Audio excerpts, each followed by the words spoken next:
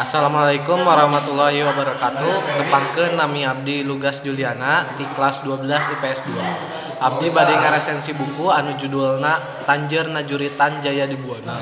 Pangarangna Yosef Iskandar. Carita di mimitian kudiayakeun kumpul para pangagung. Pangeusik kadaton keur nyampekeun ka Prabu Wangisuta. Yen sanagara Sunda geus percaya ka Prabu Wangisuta, anjeunna pantes jadi gaganti Raja Sunda ayeuna.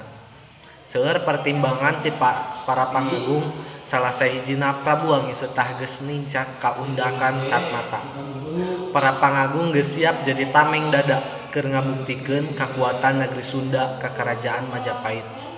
Oge ngabuktikeun kadigjayaan negeri Sunda ka negeri-negeri sanusantara. Akhirna mah Prabu Wangisuta dinobatkeun jadi Raja Kerajaan Sunda nu ajar. Sanajan kitu, Prabu Wangisuta angger ngarasa can pantes ngan kapaksa para pangagung geus percaya ka anjeunna. Rapat dibubarkeun. Saenggeus Prabu Wangisuta geus ninggalkeun pangdiukanana jeung hayang dibere sababaraha poe keur mastikeun narima atawa henteuna eta karajaan. Diwanci balebat keneh Prabu Wangisuta diuk dina saungan. Manehna ngarasa bingung nu taya papadana. Ku diparaksana ku para pangagung pikeun jadi Raja Negeri Sunda nu sagemblengna. Melong alona kitu Prabu Bunisora Adipati ngadatangan manehna. Prabu Bunisora Adipati nyakinkeun alona yen pribadi geus pantes jadi karajaan. Jeung disebutkeun undakan-undakan nu geus ditincak ku diri Prabu Wangisuta. Jeung dicaritakeun perang bubat ku amangna. Ngan aya hiji hal nu ngaganjel di hate Prabu Wangisuta. Manehna yang nyaho kaayaan Karajaan Majapahit sanggeus perang bubat. Manehna mutuskeun rek indit ka Karajaan Majapahit jeung rakean Hujuang. Indit we Prabu Wangisuta jeung rakean Hujuang rek kuda bari semuraga sedih ninggalkeun amangna. Geus tengah bulan kaliwat manehna geus nepi di hulu Cipamali di suku Gunung Agung. Manehna nanyakeun jalan kudu ka mana ari ka Majapahit teh.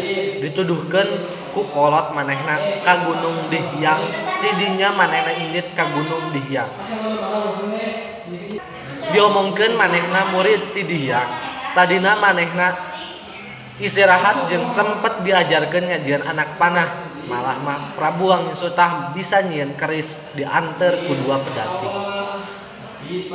Tidinya manehna indit ka puseur dayeuh Majapahit bari mawa pakarang nu dititipkeun.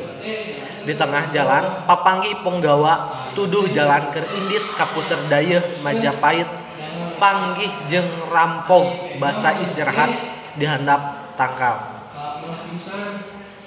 Eta rampog loba pisan bisa dielehkeun ku si kijaatna Prabu Wangisuta jeung rakean Hujuang.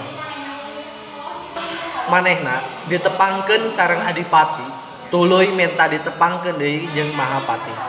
Kaayaan pikarunyaeun Prabu Wangisuta basa panggih jeung Mahapati hayang pisan nancelebkeun eta sanjata ka Mahapati. Eta amarah teh teu bisa ditahan. Sanggeus Adipati jeung Mahapati lumayan seueur nyarioskeun basa perang bubat. Tekung silila Prabu Wangisuta balik deui. Di tengah jalan pangbalikanna ngadenge kabar yen Raja Majapahit teh tos maot. Untung Prabu Wangisuta teu maehan.